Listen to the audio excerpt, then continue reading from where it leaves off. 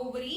Now we are going to see the accessory glands. We have also seen the external genitalia of the female reproductive system, which is the vagina, which is also called as vulva, which is the external depression that is seen in the female reproductive system, and it acts as the receptor for penis and also the passage for childbirth and also passage for the blood flow during menstrual cycle.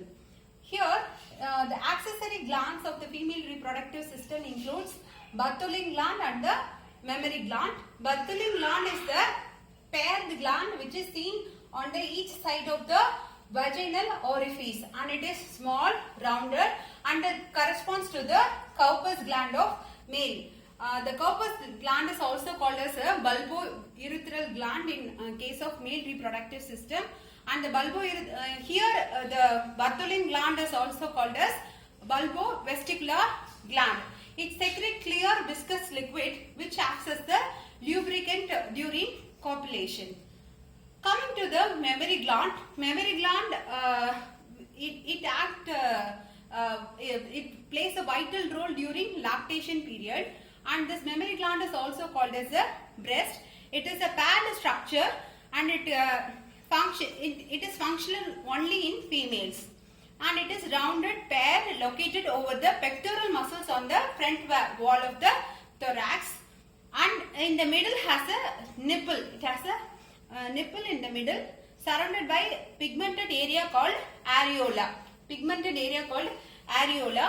And it contains glandular tissue and variable amount of fat. Here the glandular tissue is the lactiferous glands which secretes milk.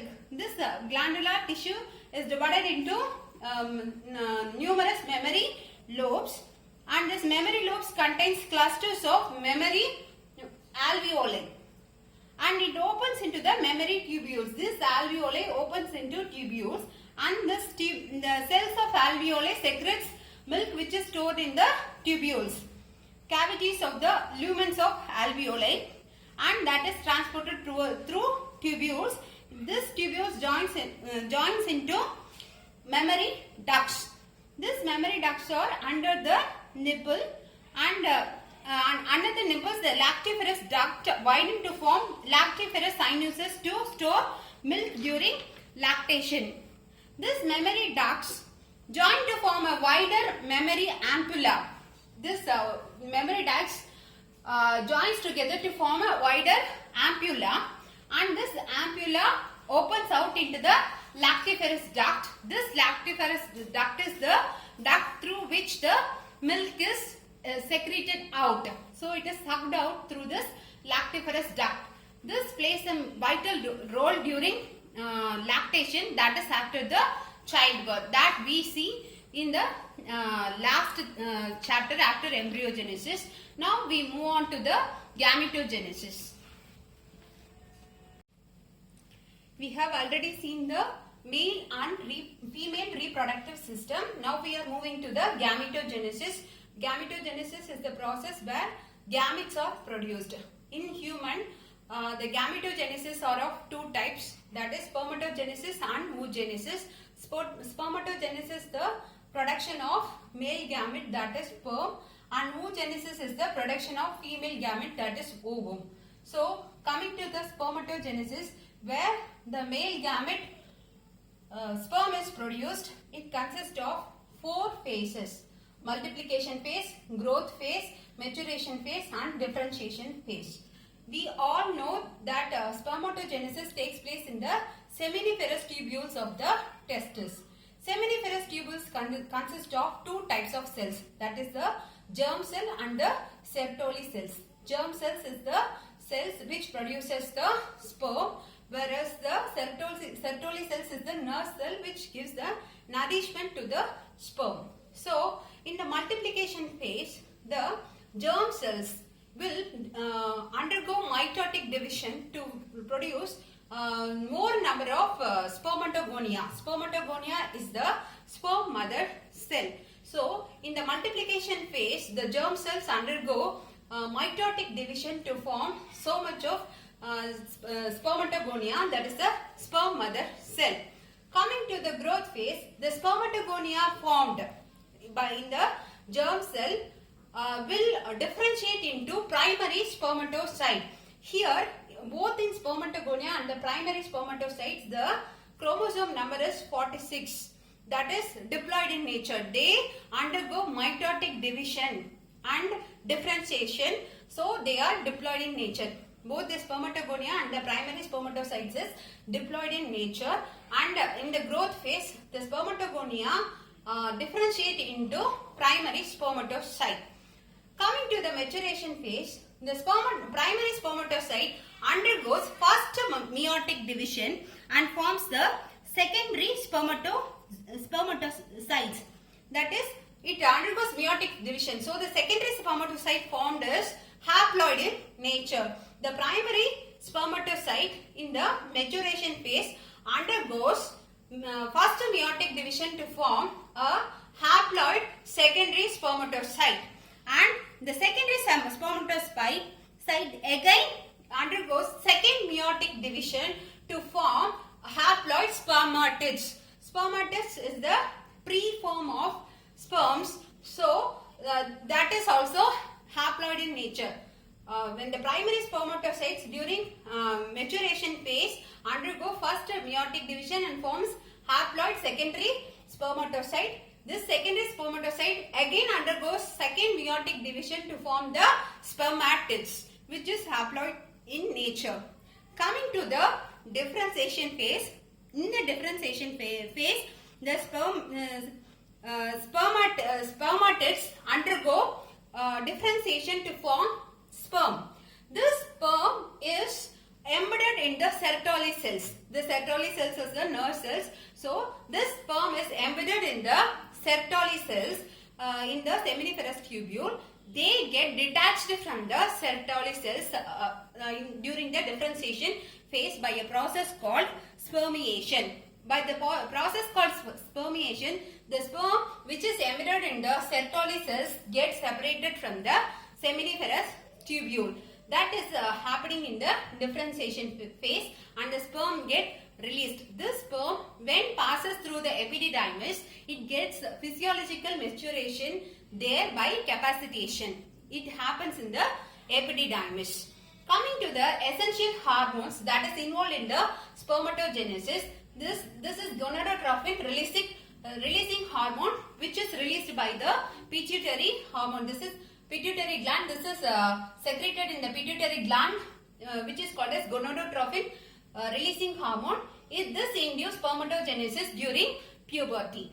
This we all know that hormones have feedback mechanism, and if gonadotrophin releasing hormone is attaining higher level, it induces the release of two hormones, that is luteinizing hormone and follicular stimulating hormone. This luteinizing hormone has a function that induces the Leydig cells that is present in the interstitial space of the seminiferous tubule.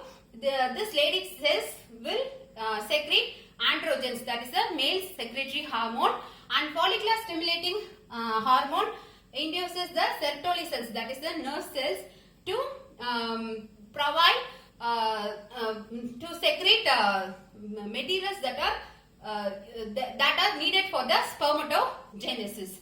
Coming to the androgens, what is the function of the androgens means? This androgens helps in the maintaining of the accessory ducts and glands of the male reproductive system. So this is all about the essential hormones that is involved in the spermatogenesis. Now we will see the structure of the sperm. We have seen the process of spermatogenesis. The result of spermatogenesis is the formation of the male gamete, that is sperm. Sperm is a tadpole shaped structure. It is a flat tadpole shaped structure which is 2 to 5 micrometer in diameter and 60 micrometer in length. That is, they are 60 micrometer in length and 2 to 5 micrometer diameter, and this is enclosed by the plasma membrane. The whole structure of the sperm is enclosed by the plasma membrane, and it is divided into 3 parts, that is head, middle piece and tail. The head and the middle piece is joined by a small segment called neck. Coming to the head, it has a clasper membrane and it has nucleus containing chromosomal material in the middle. It has a bulged part called acrosome. This acrosome is made up of Golgi bodies and it consists of hydrolytic enzymes. What is the function of acrosome? It has hydrolytic enzymes. So this acrosome which contains hydrolytic enzymes, this enzymes helps in the penetration of the sperm into the ovum. So this hydrolytic enzymes will dissolve the cell wall of the ovum so that this sperm can penetrate inside the ovum.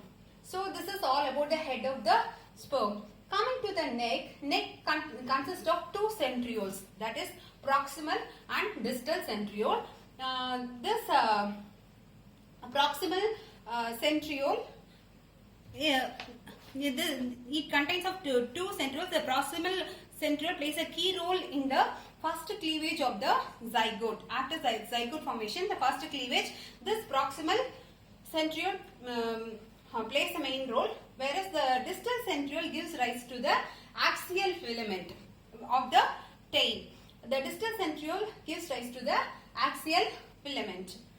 Coming to the middle piece, this middle piece is called as a powerhouse because it consists of so many mitochondria. We all know that mitochondria is a powerhouse of the cell which produces so much of ATP. Why energy is needed? Because the sperm has to travel in the water media to reach the ovum. For that it has to swim. For that it needs energy. So the energy is supplied by the mitochondria that is present in the middle piece. So this middle piece of the sperm is called as powerhouse.